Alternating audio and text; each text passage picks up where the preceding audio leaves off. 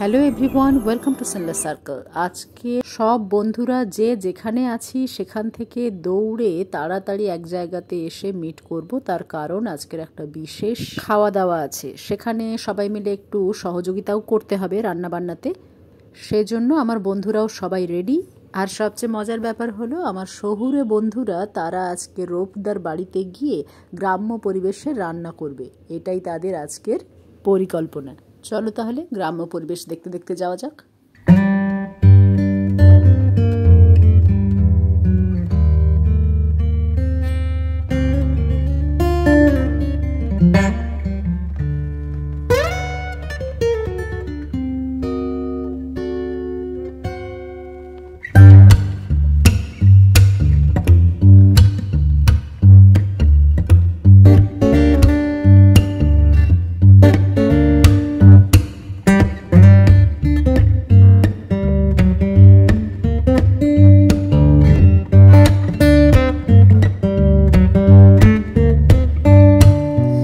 বাবা, এখানে কে বসে আছে দেখো, যেন মনে হচ্ছে উনুনটা পাহারা দিচ্ছে ও। যেতে যেতে একটা বাড়ির মাটির বারান্দাতে এই ধরনের তোলা বেশ কিছু উনুন দেখতে পেলাম, যেগুলো সব রেডি করা আছে বর্ষাকালে যাতে কোনো অসুবিধে না হয়। তবে যাই বলো, অলিগলি ঘুরে রূপদার বাড়িতে যেতে মন্দ লাগছে না। এই দেখো, এটা একটা ধানের গোলা, কি সুন্দর করে তৈরি করা আছে। গ্রামের বেশিরভাগ বাড়িতে এই ধরনের ছোট বড় মাঝারি নানান রকম সাইজের ধানের গোলা দেখতে পাবে। এটাও যেরকম একটা ধানের গোলা, যেটা বেশ উঁচুতে রাখা হয়েছে যাতে ইঁদুর নিচ থেকে ওই ধানের গোলার সন্ধান না পায়।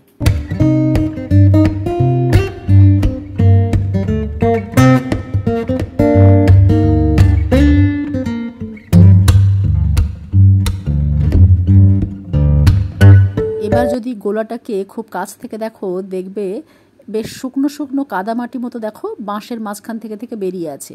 তার মানে এই গোলাটার ভেতরে কাদামাটি দিয়ে নাতা দেওয়া আছে, যাতে বাইরের থেকে বৃষ্টির জল বা ইঁদুর এগুলো ধানকে ছুঁতেও না পারে। ইতিমধ্যে রজনী কিন্তু এসে বসে গেছে রান্না করতে। যেখানে রান্না সেখানে রজনী।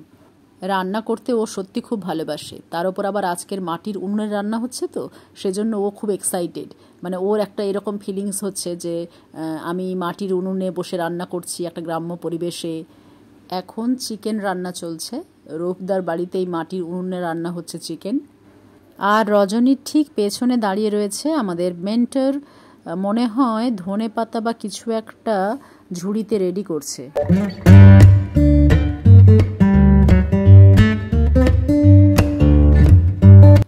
এদিকে বড় ভাই খুব ব্যস্ত, কারণ বাড়িতে রাজমিস্ত্রি কাজ করছে, তার উপর আবার আমাদের হামলা, সব মিলিয়ে যেন পাঁচমেশালি হয়ে যাচ্ছে। ও বাবা, আবারও একজন মেন্টর চলে এসছে, সত্যবাবু।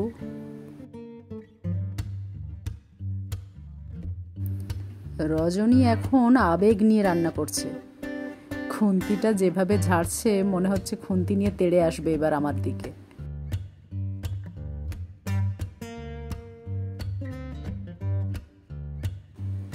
তবে যাই বলো, চিকেনটা দেখতে বেশ সুন্দর লাগছে, তাই না?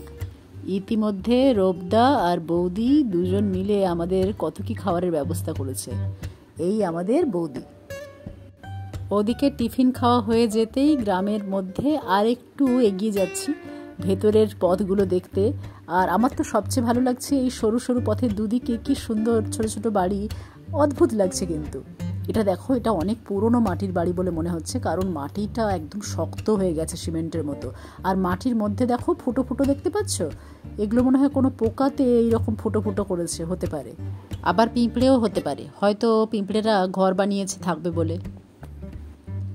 এইখানে একটা খুব ভালো জিনিস দেখতে পেয়েছি, তোমাদের দেখাচ্ছি। শীতকালে গ্রামে তো প্রায় প্রত্যেকটি বাড়িতে ধান সেদ্ধ হয়, আর একসাথে দুটো করে হাঁড়ি ধান যদি সেদ্ধ করতে হয় তবে এই রকম দুমুখওয়ালা চুল্লি প্রয়োজন, যেটাকে গ্রামের ভাষায় দোপাখা চুল্লিও বলা যায়।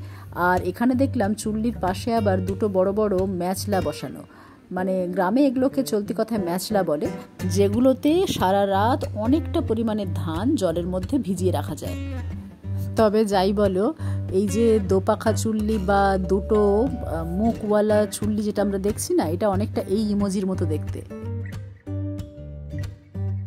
ওরে বাবা, ইতিমধ্যে আমাদের পরবর্তী মেন্টরও চলে এসছে।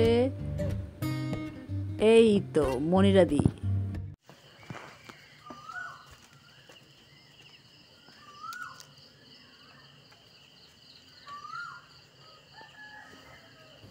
গ্রামের পরিবেশে না শুধু এমনি এমনি হেঁটে বেড়ালেও দেখবে মন না খুব শান্ত হয়ে যায়। সামনে একটা কি সুন্দর বাড়ি দেখতে পেয়েছি, এই দেখো। এটা একটা অনেক পুরনো মাটির বাড়ি, দেখেই বোঝা যাচ্ছে। তবে এত ভালোভাবে নাতা দিয়ে রেখেছে না যে মাটির দেওয়ালগুলো সিমেন্টের দেওয়ালের মতো মনে হচ্ছে, দেখো। আর সেই ছোটোবেলাকার বইগুলোতে দেখতাম না, কাঠের ছোট ছোট জানালা মাটির বাড়িতে, সেই জানালা। রান্না কমপ্লিট হয়ে গেছে আর খাবো বলে সবাই হুড়োহুড়িও শুরু করে দিয়েছি আমরা। তবে আজকের এই খাওয়া দাওয়ার মধ্যে বিশেষ আকর্ষণ হচ্ছে দিদির নিজের হাতে বানানো স্পেশাল চিংড়ি মাছের একটা আইটেম। দিদি বাড়ি থেকে হটপটে করে পুরো প্যাক করে এনেছেন যাতে গরম গরম থাকে, সবাই গরম গরম খেতেও পারে। এখন আপাতত সেটাই। ও বাবা, দেখো দেখতে কি সুন্দর হয়েছে না? নিশ্চয়ই খেতেও খুব ভালো হবে, কারণ দেখতে এত অপূর্ব হয়েছে মানে কোনো কথা হবে না। সবাই তো দেখেই খুশ।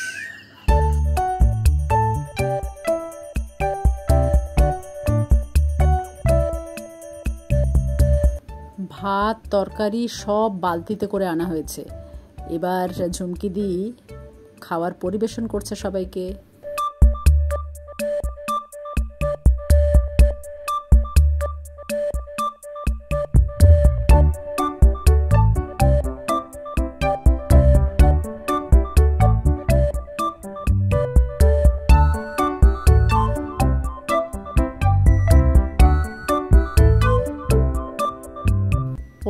আসল কথাই তো বলা হয়নি। আজকের এই বিশেষ খাওয়া দাওয়া কি উপলক্ষে বলো তো? আমাদের মায়াদির ছেলে এমডি পড়বে বলে যে এন্ট্রান্স দিয়েছিলেন, সেখানে খুব ভালো রেজাল্ট করেছেন। সেজন্য খুশি হয়ে মায়াদি সবাইকে এই বিশেষ ট্রিট দিচ্ছেন। দিদি আজ নিজের হাতে সার্ভও করছেন সবাইকে।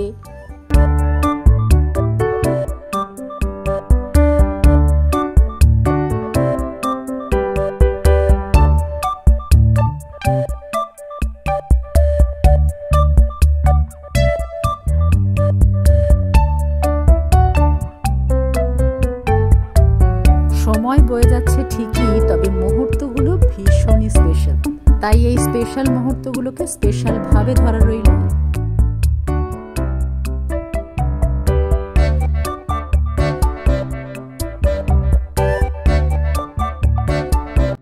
এতক্ষণে বড় ভাই খেতে বসছে।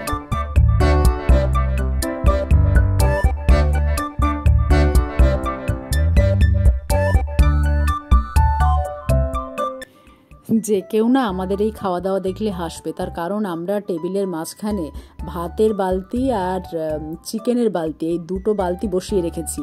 মানে বালতি সামনে বসিয়ে তারপরে আমরা খাচ্ছি। যার যেটা প্রয়োজন সে সেখান থেকে তুলে নিচ্ছে। ভালোই হচ্ছে, মানে বুফে সিস্টেমও হচ্ছে, আবার ক্যাটারিংও হচ্ছে, সব হচ্ছে।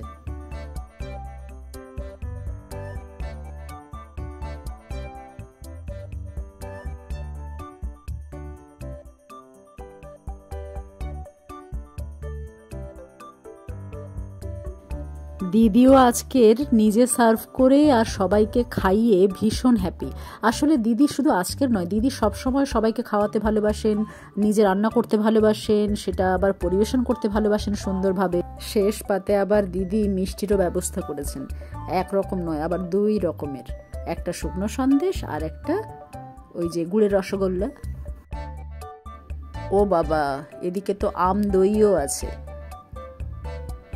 আমি এত দেরি করে এসেছি যে সবার দেখলাম আম দই খাওয়া শেষই হয়ে গেছে। না, এই তো আমার এই বন্ধুর কাছে আছে, বলে কিনা আমাকে নয় আমার ক্যামেরাকে অফার করছে দই। সব কটাকে পিটিয়ে পরোটা করে দিতে হবে। মিষ্টিতেও শেষমেশ ঝুমকি দিকে সেই আবার সার্ভ করতে হচ্ছে। ওদিকে রীতিমতো গন্ডগোল শুরু হয়ে গেছে, তার কারণ দিদির ছেলের জন্য আমরা একটা ছোট্ট গিফট এনেছি, দিদি কিছুতেই নেবেন না। ওদিকে শ্রাবণীদি আর আমার চোখ গেছে জানালার বাইরে। ওই যে দেখতে পাচ্ছ একটা ছেলে একটা গাছের ডালের ওপর কিভাবে দোল খাচ্ছে, দেখো, মানে কিছু বলার নেই।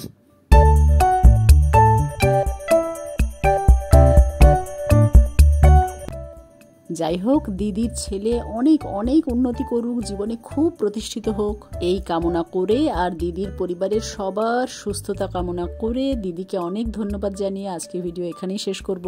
নেক্সট ভিডিওতে আবারও ফিরবো। Thanks for watching.